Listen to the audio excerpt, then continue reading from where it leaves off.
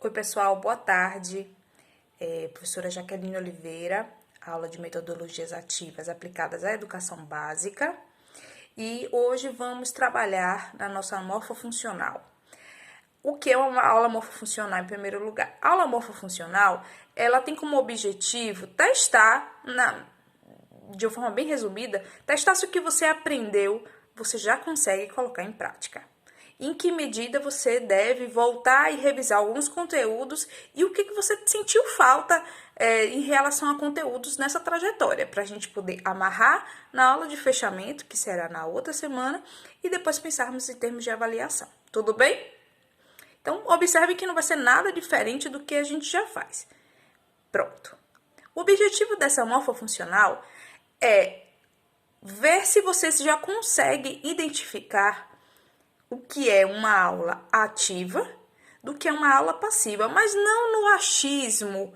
Agora vocês já têm vocabulário teórico, vocabulário científico, vocês já sabem o que os vários tipos de aprendizagem, os vários tipos de avaliação, já fizemos alguns produtos que podem ajudar vocês nisso e vocês poderão consultar tranquilamente, tá? É um trabalho de consulta ao portfólio mesmo. Vocês vão assistir 2 aulas que seriam presenciais, mas por conta do nosso contexto de distanciamento social, nós obviamente mudamos um pouco o plano, né? O plano existe para isso, para a gente planejar e mudar também.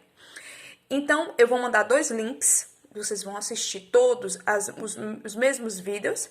São aulas curtíssimas, pequenininhas, exatamente para a gente ter uma profundidade maior. Eu quero todos os detalhes.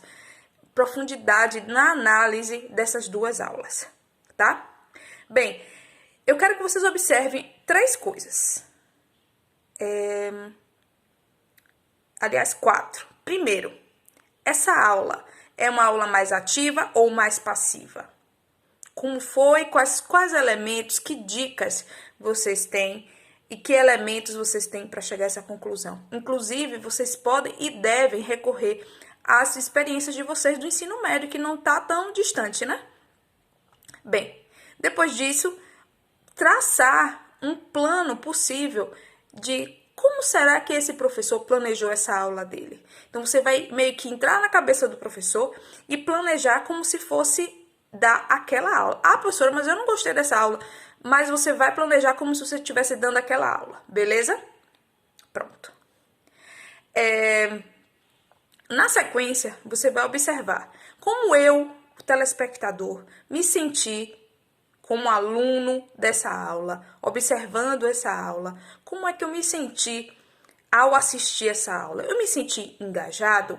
Eu absorvi conhecimento? Em qual aula eu consegui ou conseguiria absorver mais conhecimentos? Ok? Ou seja, eu quero o antes, o planejamento. Eu quero o durante, como você se sentiu enquanto aluno assistindo essa aula, essas 2 aulinhas. E, ao final, como você acha que essa aula, esse tipo de aula, impacta no perfil do aluno? Ou seja, pessoas que assistem aulas do tipo 1, tipo mais passivo, normalmente elas tendem a ter que perfil mais lá para frente?